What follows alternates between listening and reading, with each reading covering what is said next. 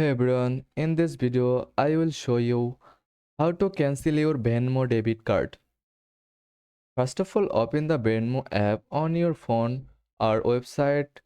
Make sure you are logged in. Next, tap on the menu icon in the top right corner. It's look like three horizontal lines.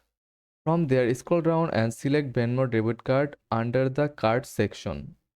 In the Venmo debit card, you will see an option to deactivate card or cancel card. Tap on that and follow the on-screen prompts to confirm the cancellation.